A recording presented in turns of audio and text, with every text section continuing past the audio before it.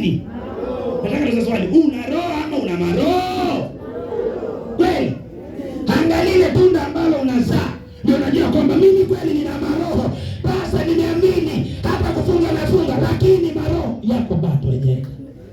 Naomba unisaidie Yesu. Pastor, sema amina. Wewe ndiye nambani kuvuruga wenzako hata kanisani. Unapata mtu kwa hapa ameomba mpaka sauti imepotea, lakini kuna mwenzake amuongeleshi. Ni maroho ama ni roho? Nauliza, ni maroho ama ni roho? Utatofautisha makutano na wanafunzi kupitia roho. Unaweza kuwa umeamini na una neno, wewe ni makutano. Unaweza kuwa umeamini na una roho, wewe ni mwanafunzi. Fundisha hapa.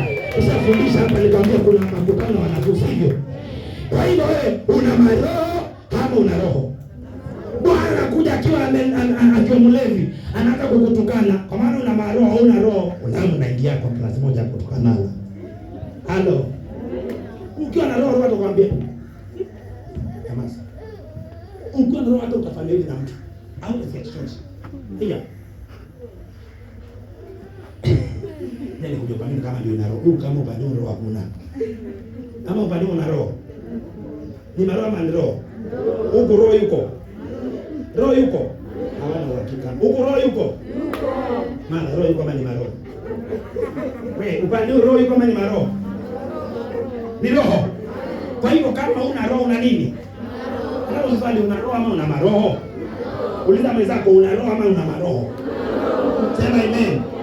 Umejiwa kazini na bosi akiondoka bado unatamani bwanake. Ni mzuri, Mungu si akupe wako. Hao ni maroho.